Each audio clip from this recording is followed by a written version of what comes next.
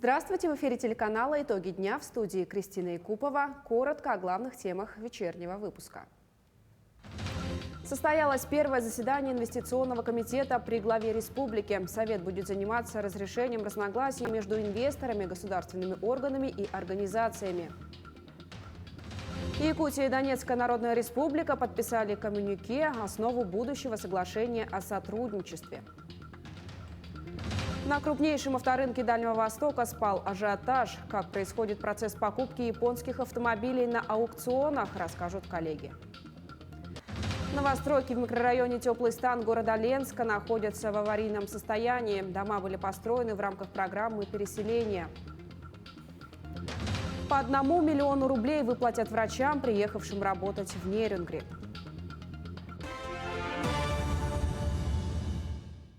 Первое заседание инвестиционного комитета состоялось сегодня в Якутске под председательством главы республики. Это новый совещательный орган, который рассматривает ход реализации инвестиционных проектов на территории Якутии. Обсуждались 3 вопроса. Первый касался реконструкции воздушных ворот региона, аэропорта Якутск.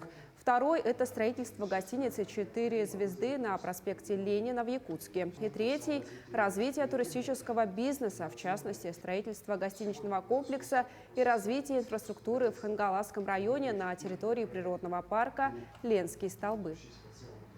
И развитие инфраструктуры туристической вокруг этого места и вокруг многих других мест, которые тоже у нас в республике пользуются спросом, это очень важный момент. Прежде всего, конечно, туда требуется инфраструктура. Это энергоснабжение, дороги, доступность. И в таком случае, конечно, при наличии этих факторов большее количество наших предпринимателей будет развивать свои проекты. Ну и мы, конечно, очень благодарны тем предпринимателям, которые уже развивают свои проекты. Айсан Николаев накануне с рабочей поездкой посетил поселок Кысыл-Сыр Вилюйского улуса, осмотрел объекты инфраструктуры промышленного населенного пункта и дал старт строительству магистрального газопровода, который стал одним из 100 объектов к столетию республики. На осмотр объектов инфраструктуры съездила и моя коллега Валерия Наумова. Образцовая школа на российском севере. ПАО «ЕТЭК» при поддержке благотворительного фонда «Новый дом» завершила реновацию средней общеобразовательной школы в поселке. Во время рабочей поездки глава Якутии осмотрел образовательное заведение. В результате реновации типовое учебное заведение постройки 70-х превратилось в современную образцовую школу российского севера. Как отмечают сами школьники, учеба в обновленных стенах протекает гораздо благоприятней. Новая школа отличается от старой. Старая школа была, она все изрисована, все побиты, а в новой уютнее. Будете сохранять уют новой школы? Да. На партах рисовать не будете? Нет. Имеем достаточно масштабную программу, подписанную с республикой, в рамках которых стороны выполняют свои обязательства. И ПАО «ЕТЭК» опережающими темпами, я бы сказал, идет в части социальной программы. Дело в том, что, например, школа не была частью этого соглашения. Мы делаем эти вещи для того, чтобы привлечь сюда людей, квалифицированных людей, сделать их место проживания, место работы комфортно. Мы говорим не только про наших сотрудников, но и про тех жителей республики, которые будут здесь жить, работать. На этом рабочая поездка в Вилюйский район не закончилась. Айсан Николаев дал старт началу строительства 3-й нитки магистрального газопровода Кысыл-Сыр, 84-й километр. По команде Илдархана сварщики Владимир Сивцев и Сунатула Аминов заварили первый стык. Сивцев Владимир Прокопьевич работает в строительно-монтажном управлении компании «Сахатранснефтегаз».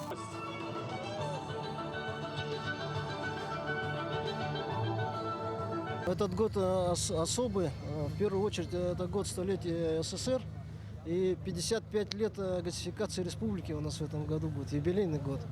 И, конечно, он особый с точки зрения того, что мы реализуем поручение президента страны в части социальной газификации. Глава республики возглавляет региональный штаб социальной газификации, и главой поручено в этом году не менее 2000 домовладений подключить к газу. Строительство данного объекта от поселка Кызылсыр Вилюйского района до села Мостах Кобяйского Луса обеспечит бесперебойным и безаварийным газом население и предприятия центральных и заречных районов Якутии. Безусловно, после того, как в 2024 году газопровод будет завершен, мы получим в центральной части Якутии, в заречной группе районов возможность подключать уже большее количество жилых домов, социальных объектов, промышленных объектов. Не секрет, что сегодня уже ряд промышленных проектов на территории Якутии уже теоретически после 2024 года может столкнуться с дефицитом газа именно как раз из-за низкой пропускной способности в целом вот нашей газотранспортной системы. А строительство этого газопровода полностью решает эту проблему на ближайшие десятилетия. Общий бюджет проекта составил почти 5,5 миллиардов рублей. Помимо федерального финансирования на строительство вложены деньги из государственного бюджета республики и средств инвестиционной программы «Саха-Транснефтегаз». Кызылсыр на сегодняшний день обеспечивает голубым топливом всю центральную Якутию и является сердцем газодобывающей отрасли республики. Валерия Наумова, Георгий Григорьев, Кызылсыр, Вилюйский район. Якутия и Донецкая Народная Республика подписали коммюнике о сотрудничестве между республиками в торгово-экономической, научно-технической, гуманитарной и культурной сферах. Официальная делегация Республики Саха прибыла в Донецк по поручению главы региона Айсена Николаева. Якутяне встретятся с военнослужащими, посетят социальные объекты в городах Волноваха и Амвросиевка. Напомним, что на средства из резервного фонда правительства были закуплены продукты питания для жителей ДНР и ЛНР на общую сумму 10 миллионов рублей. Гуманитарный груз 2 партиями по 7,5 тонн был доставлен жителями городов Рубежное и Волноваха. Мы закрепили свое намерение сотрудничать в торгово-экономической сфере, в научно-технической, в гуманитарной и в культурной. Я уверена, что это только первый шаг на пути к подписанию долгосрочного договора о сотрудничестве, о взаимной помощи и о нашей дальнейшей дружбе. Я хочу передать слова поддержки от нашего руководства, лично от главы нашей республики Айсена Сергеевича Николаева. Я хочу передать слова поддержки от всех якутян, которые, конечно, вместе с вами, вместе с жителями Донбасса, вот уже многие годы переживают те события, которые здесь начались ровно 8 лет назад, весной 2014 года. Заплати налоги и живи спокойно. Отчитаться о доходах за прошлый год призывает Управление Федеральной налоговой службы по Якутии. Задекларировать доходы необходимо, если гражданин продал недвижимость, которая была в его собственности менее 3 лет, получал дорогие подарки не от родственников. Заплатить налог придется и за выигрыш в лотерею, получение доходов от зарубежных источников. Часть средств от сданного в аренду имущества также необходимо уплатить в налоговый орган. Сдать налоговую декларацию по форме 3 НДФЛ нужно до 30 апреля с учетом выходных до 4 мая. А оплатить налог на доходы физических лиц, исчисленные в декларации, необходимо до 15 июля. Налоговые органы имеют право уже 2-й год начислять НДФЛ в случае, если декларация не будет представлена при продаже имущества. И при этом хочу обратить внимание, что любой человек, который продает имущество и предполагает, что необходимо будет заплатить НДФЛ, надо всегда проверить кадастровую стоимость. Потому что если сумма сделки меньше, чем кадастровая стоимость, умноженная на 70%, мы сравниваем эти значения, тогда налоговый орган начисляет с кадастровой стоимости, умноженной на этот коэффициент 0,7. И, конечно, мы призываем использовать наши электронные сервисы, сдавать декларации в электронном виде через личный кабинет налогоплательщика. Там есть предзаполненная практически форма. Это будет быстрее, удобно, и, естественно, более комфортно для налогоплательщиков. Несмотря на введенные санкции, малый бизнес в республике продолжает развиваться. Не останавливают предпринимателей проблемы с поставками из-за рубежа. Так, кожевенная мастерская «Лукас», производящая аксессуары, открылась в пандемию в самое сложное для бизнеса время. О их работе смотрите в следующем материале. Всего в кожевенной мастерской «Лукас» работает 3 человека, включая руководителя компании. Их аксессуары считаются премиум-товаром высшего качества. При этом, в отличие от многих местных производителей, при создании концепции изделий мастера не опираются на национальный колорит. Признаются, иначе конкуренции не избежать.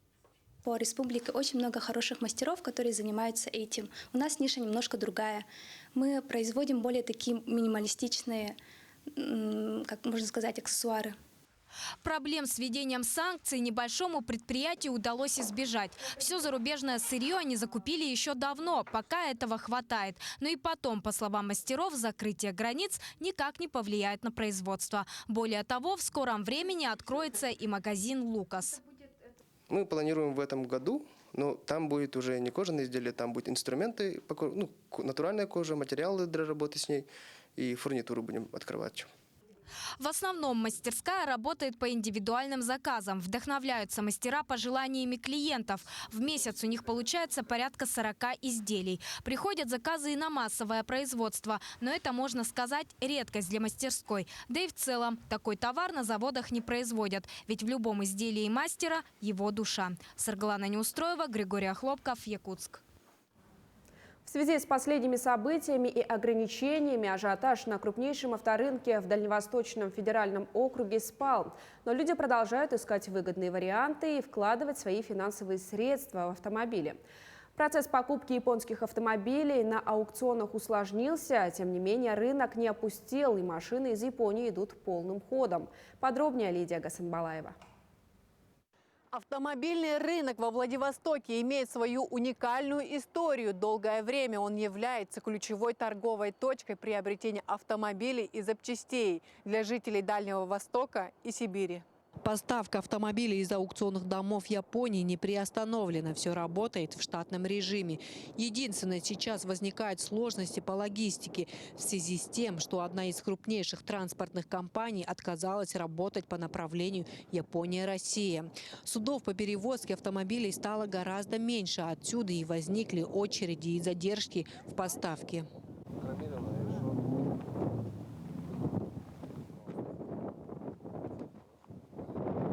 Наверное, уже в течение месяца-двух присматриваю себе машину.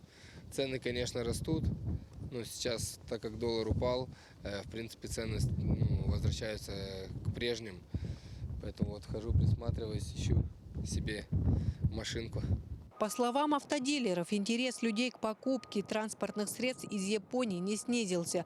Ставки на аукционных домах принимаются, переводы денежных средств в Японии производятся без ограничений. Перевозка и логистика также налаживается. Сейчас цены очень поднялись, ситуация на рынке очень напряженная, машин много. Дилеры авторынка тоже завезли все по завышенным курсам, поэтому сейчас покупать там невыгодно будет. Выгоднее всего заказывать у дилеров напрямую. Выгода заказывать у дилеров в том, что они берут только комиссию 20-30 тысяч рублей. Если сравнить там с дилерами, с продавцами зеленого угла, то там они где-то 100, 150, 200 тысяч зарабатывают за одну машину. На сегодня подорожание наблюдается на все автомобили, пробежные и беспробежные. Покупатели сейчас в стадии выжидания. Многие надеются, что цены снизятся. К примеру, когда курс поднялся, тот же беспробежный Toyota Vitz, который стоил 500-600 тысяч, сейчас стоит около миллиона. В среднем цены выросли на 15-20%, в отдельных случаях на 30-40%. Будет ли дальше подорожание, либо цены придут в нормальное состояние, зависит от множества факторов. Лидия Гасанбалаева, Станислав Михайлов, Владивосток.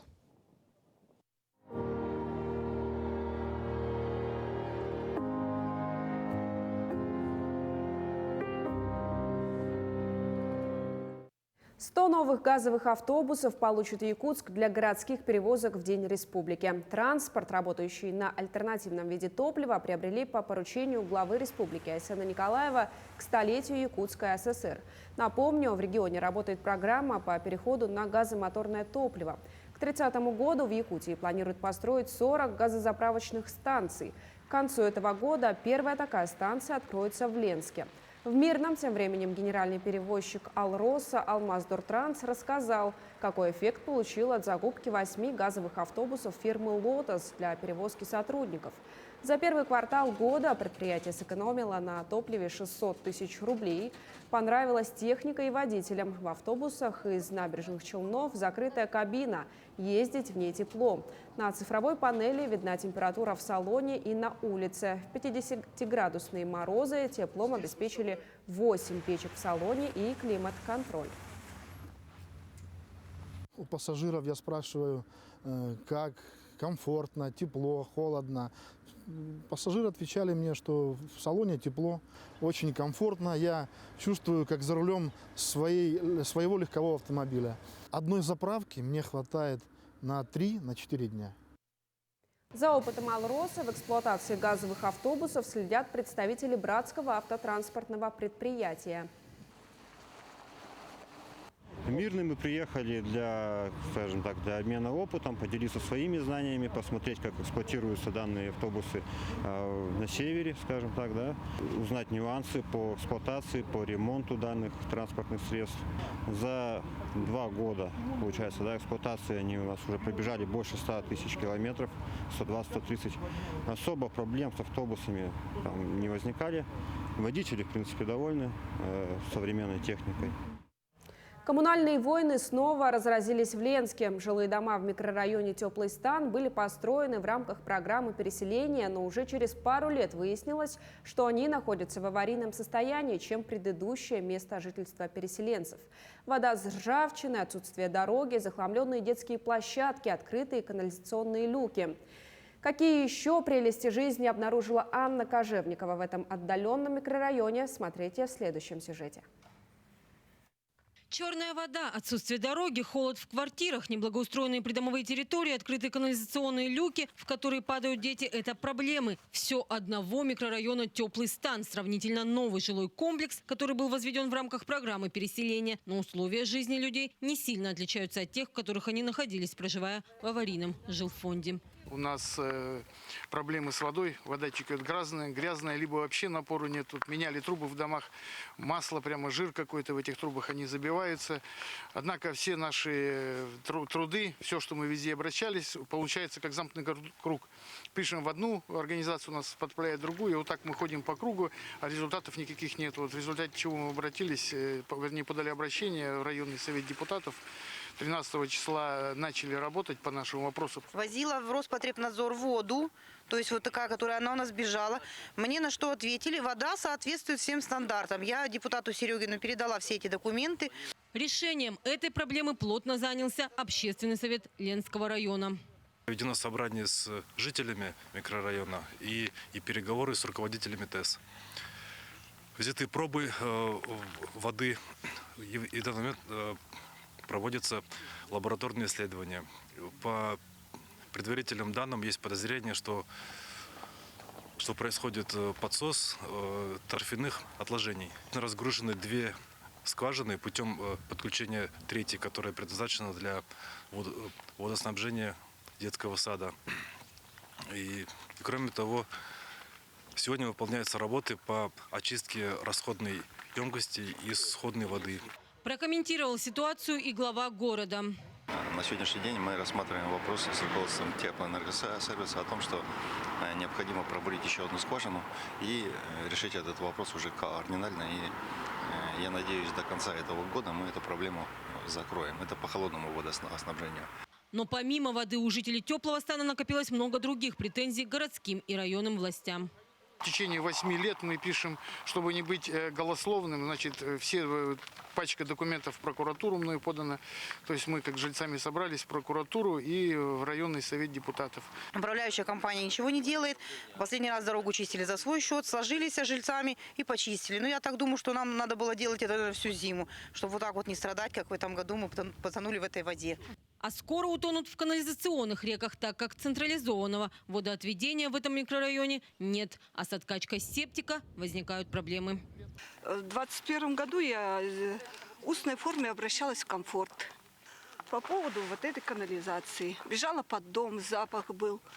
Ну, приняли меры, прочистили, а эта вся зачистка, вот все на поверхности, запах идет в дом. Но управляющая компания «Комфорт» от комментариев отказалась. Сегодня в числе активных жителей, занимающихся проблемами микрорайона «Теплый стан», якутский писатель Михаил Сиванков. Он намерен бороться за комфортные условия жизни сограждан до последнего. Ну а мы продолжим следить за развитием событий. Анна Кожевникова, Виталий Андреев, Ленск. В Нерингре ждут врачей. Прибывшим выплатят по 1 миллиону рублей. С этого года введены новые меры поддержки для медицинских работников. Это 2 программы, одна из которых муниципальная, вторая республиканская. Такое решение позволит обеспечить доступность и качество медицинской помощи. Ирина Жданова с подробностями. В этом году в учреждении здравоохранения в Нерингре уже устроились 3 человека. Согласно муниципальной программе, специалистам предусмотрена целевая выплата в 1 миллион рублей. В рамках муниципальной программы молодой специалист, приезжая в город Нерингри и трудоустраиваясь к нам в медицинскую организацию, получает служебную квартиру, покупается служебная квартира. Если он отрабатывает исправно 3 года, потом ему еще из бюджета Нерюнгского района предоставляется 1 миллион рублей. Вторая программа республиканская тоже предполагает единовременную выплату в 1 миллион рублей, которую можно потратить на приобретение жилого помещения. Главный критерий заключается в том, что работник должен быть трудоустроен в 2022 году. И чтобы стать участником муниципальной программы, необходимо обратиться в районную администрацию. Для медицинских работников данная муниципальная программа предусматривает дополнительную меру поддержки в виде предоставления частичного возмещения расходов на приобретение жилья, то есть квартиры. Для этого также нужно быть трудоустроенным 2022 года в профильное учреждение и обратиться в Нерингринскую районную администрацию. И право на приобретение данной муниципальной поддержки, на ее получение, медицинский работник получает по истечении 3 лет трудоустройства в профильное учреждение. Наряду с арктическими районами в Нерингре сохраняется низкий показатель укомплектованности врачебными кадрами. Этот показатель на сегодняшний день составляет всего 55%. Не хватает участковых терапевтов, кардиологов, эндокринологов, онкологов, анестезиологов, акушеров, педиатров. В городе и поселках продолжается масштабная работа по строительству, модернизации и переоснащению учреждений здравоохранения. А для реализации всех намеченных планов нужны высококвалифицированные кадры. Ирина Жданова, Захар Головин, Нерингри. В Якутии продолжаются мероприятия, посвященные Году матери. Так, в перинатальном центре Республиканской больницы номер 1 прошла акция «Открытый роддом». Будущим мамам представили презентацию периода родов, ответили на интересующие вопросы и провели экскурсию по приемному и родовому отделениям. На мероприятии побывала Саргалана Неустроева.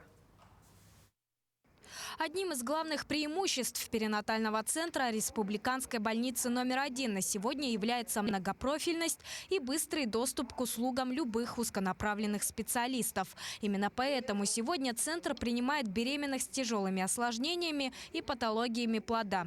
Как отмечают врачи, в последнее время наблюдается тенденция возрастной беременности, в связи с чем возросли риски возникновения патологий и сопутствующих заболеваний у будущих мам. Обращаясь именно к женщинам, хотела бы посоветовать, чтобы они уделяли внимание своему здоровью, если они планируют беременность, если даже не планируют беременность, чтобы они то, что можно устранить, патологию какую-то в их здоровье, это сделали своевременно. Это один из важнейших этапов подготовки к рождению ребенка – пройти обследование и узнать как можно больше о своем организме. Однако немаловажно знать и о самом процессе родов, что им сопутствует, кто их будет проводить, что делать после и так далее.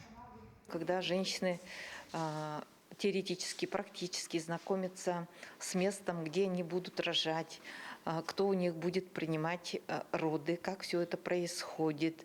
Они более уверенно себя чувствуют, и это одна из основных психологических факторов самого процесса родов.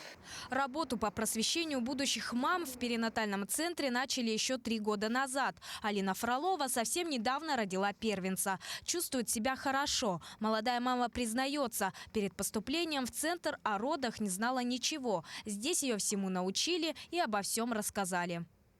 Огромное спасибо медперсоналу. Они очень сильно помогли. Они очень поддержали в родах. Поэтому именно благодаря им прошли быстрые и, можно сказать, даже в какой-то степени спокойные роды.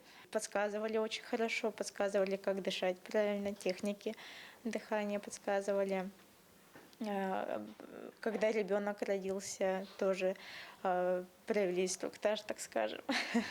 Всего за первый квартал работы перинатального центра родилось 952 ребенка. Кроме того, отмечается и увеличение количества многодетных мам. Это, по словам врачей, результат работы социальной и медицинской направленности правительства республики. Ведь мамы чувствуют уверенность за здоровье и благополучие малыша. Сарглана Неустроева, Григорий Охлопков, Якутск.